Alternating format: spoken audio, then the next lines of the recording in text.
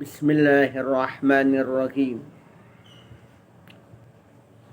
Para pendengar dan pencinta kajian ilmu tasawuf rahimakumullah. Pada pertemuan yang telah lalu kita sudah membahas tentang kashful hijab, terbuka hijab. Materi atau kajian beberapa nukilan tentang terbuka hijab ini cukup banyak. Dan ini pertemuan yang ketiga dengan tema kashful hijab, terbuka hijab. Terbuka hijab artinya terbuka dinding antara kita dengan Allah Subhanahu wa ta'ala. Nah, sehingga kita semakin dekat dengan Allah Subhanahu wa ta'ala. Bagaimana upaya-upaya yang kita lakukan untuk bisa terbuka hijab, terbuka dinding dengan Allah? Tentu melalui amaliyah dan ibadah. Baik amaliyah syariat maupun amaliyah hakikat. Kalau amaliyah syariat, kita beramal 1 dibalas 10. Bahkan dari 10 sampai 70, 700. Tetapi apakah jiwa kita terhubung dengan Allah Subhanahu wa ta'ala? Namun melalui amal hakikat, insya Allah jiwa kita terhubung. Bagaimana amal hakikat? Cukup dengan meyakini bahwa jasmani dan rohani kita ini adalah Nur Muhammad. Kita yakini Nur Muhammad yang beramal, Nur Muhammad yang beribadah. Maka itu namanya amaliyah secara hakikat. Artinya kita dianjurkan memperbanyak salawat agar selalu terhubung dengan Rasulullah Sallallahu Alaihi Wasallam. Maka dengan meyakini jasmani dan rohani adalah Nur Muhammad, kita sudah bersalawat, salawat yang tidak bersuara dan tidak berhuruf.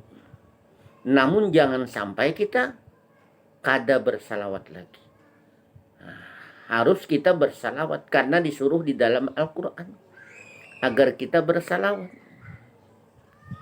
Innallaha wa malaikatahu yusalluna 'alan nabi.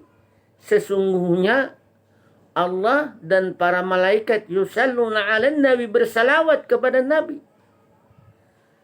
Sallu alaihi wa sallimu taslima, dan bersalawatlah kepadanya. Wa taslimu taslima, dan berikanlah salam taslima sebagai salam kesejahteraan. Mari kita lanjutkan. Ada beberapa ikhtiar yang kita lakukan untuk bisa terbuka hijab. Yang pertama sudah kita bahas dari beberapa nukilan ilmu tasawuf ini. Al-ikhtiyarul awwalu bitalabi ilmin nafi'i fil zahiri wal batin. Ikhtiar usaha yang pertama ini sudah dipelajari bitalabi ilmin nafi'i bil zahiri wal batin. Menuntut ilmu yang bermanfaat.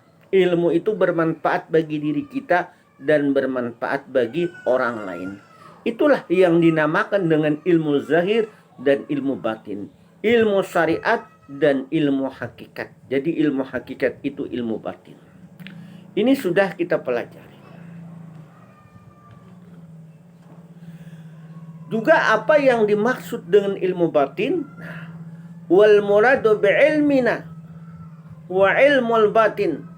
Yang dimaksud dengan ilmu kita, ilmu batin di sini, wa ilmul batin, yang dimaksud dengan ilmu batin apa? Wa yata'allaqu ilmul batini bil imani wal yakin. Ilmu batin itu ilmu yang berhubungan. Ilmu yang berhubungan dengan batin, dengan keimanan, keyakinan. Ada keimanan, ada keyakinan. Nah, jadi menumbuhkan keimanan dan keyakinan di dalam diri kita ini. Kita meyakini bahwa jasmani dan rohani adalah Nur Muhammad. Lalu kita rasakan. Itu keyakinan. Yakin kita bahwa aslun nafsi, asal diri kita ini adalah Nur Muhammad. Itu yakin. wal mahbusat dan perasaan, wal musahadati melalui musyahadah pandangan kita. Satu, apa yang kita pandang itu hanya Nur Muhammad saja. Tidak ada lagi pandangan kita, pandangan dengan hati, dengan akal, ke alam semesta semuanya yang ada hanya Nur Muhammad. Wa yuzadu bil muraqabati wal mujahadah. Ini agar kita mendapatkan muraqabah. Jadi wa yuzahadu menambah muraqabah. Bagaimana supaya muraqabah? Kita mengintai diri kita ini, mengevaluasi diri kita ini, mengintai diri kita ini jangan sampai berbuat dosa. Baik dosa zahir maupun dosa batin. Wal mujahadah, dan sungguh-sungguh. Harus sungguh-sungguh. Harus melalui halwat. Yang kedua, al-ikhtiyarus sani. Ayyakhtara salikun ilmal hakikah. Usaha yang kedua, memilih si salik, orang yang belajar itu ilmal hakikat, dengan ilmu hakikat. Ilmu yang sebenar-benarnya. Kalau kita sudah mempelajari ilmu hakikat, bahkan mengamalkan ilmu hakikat, meyakini bahwa jasmani dan rohani adalah Nur Muhammad, panah di Nur Muhammad, dan kita selalu istighraq. Artinya istighraq itu pajamkan mata, tutup mulut, tarik napas, diri kita hanya dipusatkan dengan Allah Subhanahu wa ta'ala. Ini dilakukan setiap malam di tempat yang khusus. Kita tidak mengingat lagi urusan-urusan dunia. Jadi urusan dunia itu jangan diingat dulu. Terpusat diri kita kepada Allah Subhanahu wa ta'ala. Ini dilakukan setiap malam. Lil amani wassalami wassarafi waddarajati. Ini aman. Diri kita ini aman dan selamat. Wassarafi, mendapat kemuliaan dan derajat. Insya Allah akan diangkat Allah derajat kita. Kalau kita hanya mengandalkan amaliyah syariat, amaliyah zahir, ini lambat diangkat diri kita. Apalagi kita hanya menginginkan pahala, menginginkan amal. Nah justru itu bagaimana agar tumbuh keikhlasan di dalam diri kita ini. Tidak ada lagi perasaan ujub dalam beramal, rasa bangga, rasa ria, kada ada lagi. Ingin minta puji, takabur, rasa sombong, itu tidak ada lagi. Wa yuqalu bi'ilmil istifaiyah. Itu dikatakan dengan ilmu istifaiyah, ilmu pilihan. Ilmu pilihan. Litana las salikun. Agar mencapai si salik, orang yang belajar itu mencapai apa? Ala qabdatir rahmaniyah. Ini menggenggam rahmat, curahan kasih sayang Allah Subhanahu wa ta'ala.